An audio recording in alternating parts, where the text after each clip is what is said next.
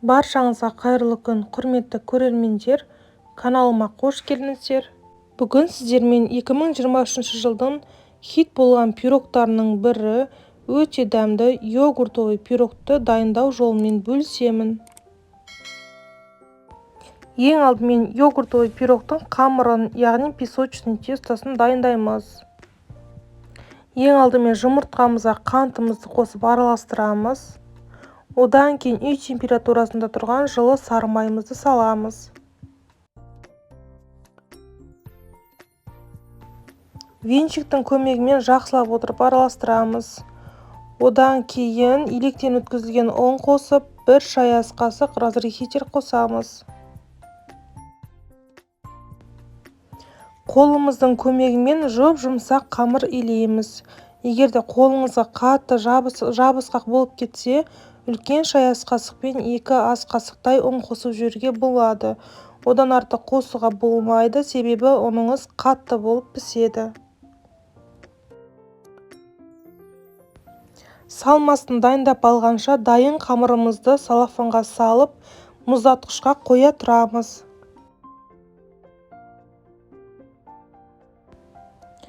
Ендігі кезекте салмасын дайындаймыз. Ол үшін бізге осындай живой йогурт керек.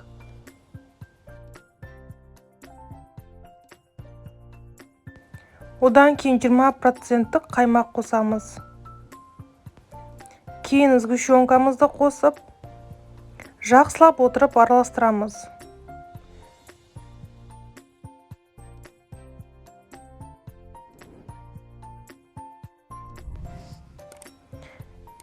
Кейін жұмыртқамызды, одан кейін кукурузный крахмал қосамыз. Кукурузный крахмал бізде пирогтың формасын сақтап тұру үшін керек.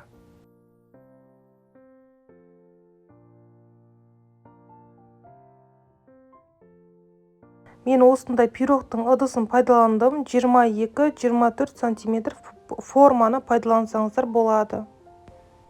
Жаңағы мұздатқышқа салып қойған қамырымызды алып, ақырында барлық шетіне тигізетіндей етіп жайып шығамыз.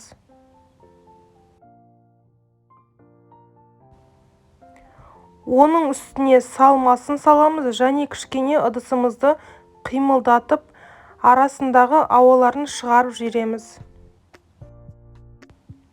Өз қалауларыңыз бойынша бетіне жеміс-жидектер қоссаңыздар болады.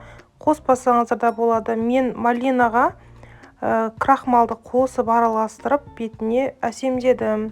Крахмалды қосқан себебім бетіндегі жеміс-жидегіміз астына батып кетпесі үшін.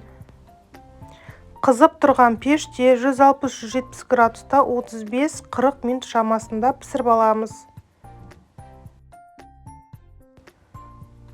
Міне біздің йогуртовый пирогымыз пісіп дайын болды. Өте нәзік, өте дәмді болып шығады. Міндетті түрде осы рецептімен дайындауға кеңес беремін. Егер де сіздерге рецепті ұнаса, лайк басып, комментарий қалдырып, каналыма жазылып кетіңіздер. Рахмет.